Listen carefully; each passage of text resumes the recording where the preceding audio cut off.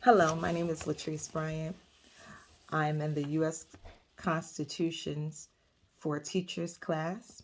My professor is Professor Richard Osterl, and my report is on the initiative and referendum process in Arizona. So, the initiative and referendum process in Arizona, a key aspect of direct democracy, is what it's called. So, number one, provide the basic definition of initiatives and referendum. An initiative is a process that allows citizens to propose laws, new laws, or constitutional amendments. If proposed initiatives gather enough support, it can be placed on a ballot for a public vote. For example, citizens proposing a new law or legalize a recreational marijuana for the use in Arizona. That's just one of the examples. Referendum. A referendum is the process where voters can approve or reject laws passed by the Arizona legislature. And a referendum can be spearheaded by either a petition or a legislative decision. Example, a newly passed sugar tax to increase the amount of money that voters would have to pay when they buy products that contain sugar. So the voters must approve or either reject. Number two, explain how initiatives and referendums are created.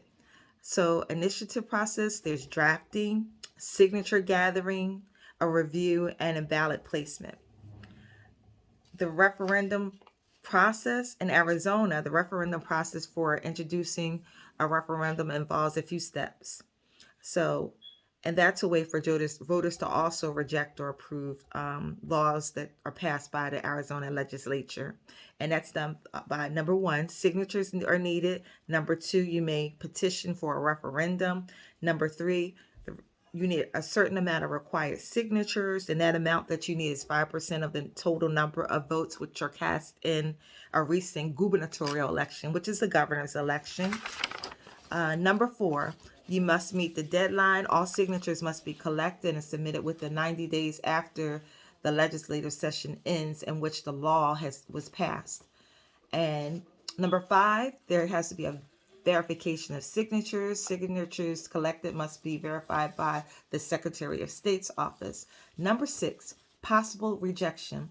Petitions can be rejected if the required numbers of valid signatures are not met.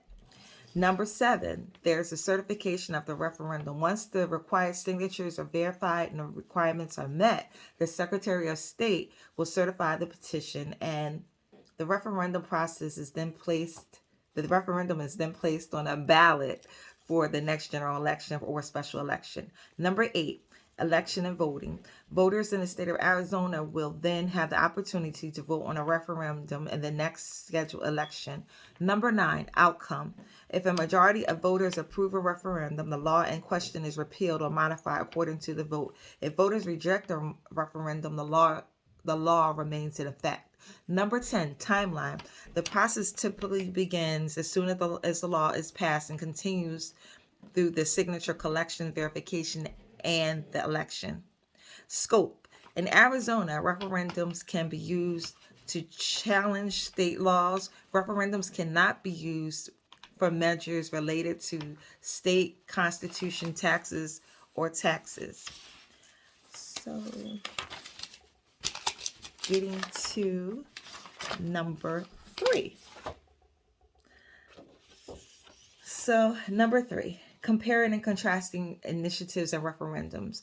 Initiatives and referendums are both direct democratic processes that allow voters to participate in lawmaking, but they differ in how they're initiated and their purposes. Initiative is a process where citizens can propose new laws or constitutional amendments or modify existing laws without needing legislative approval. Once enough signatures are collected to be met to meet the required threshold, the proposed measure is placed on the ballot for a vote. A referendum is the process where citizens can reject or approve the laws or policies that have already been enacted by the legislature.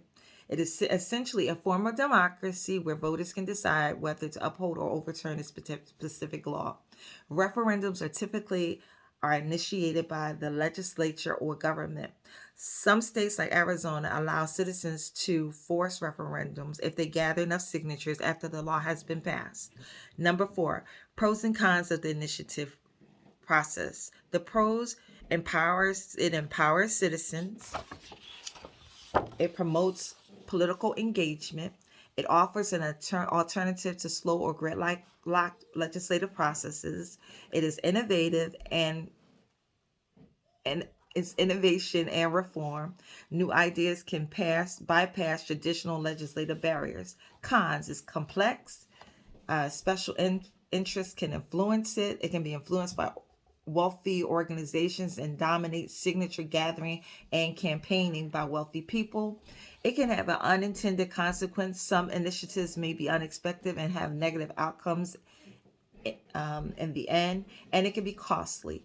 Campaigns can get initiatives passed by can campaigns can get initiatives passed, but they can be expensive and sometimes skewing power to the wealthy. So, pros and cons of the referendum process. So the pros is voter control, checks on legislature, and they're easy to understand. Cons: it can be difficult to initiate, it can block the progress, and it can cause voter fatigue.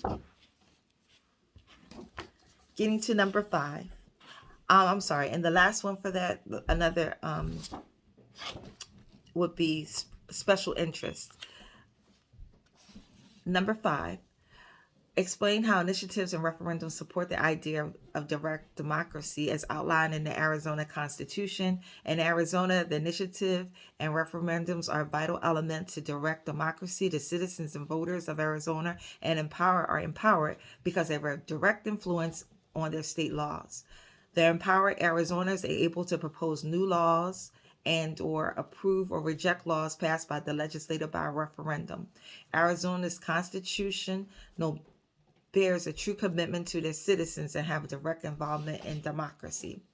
Thank you for listening. I've listed my resources in my report. Just a few of them that I used are Constitution of the United States Explained, Arizona State Constitution, and I also use uapress.arizona.edu. Thank you so much for listening. Goodbye.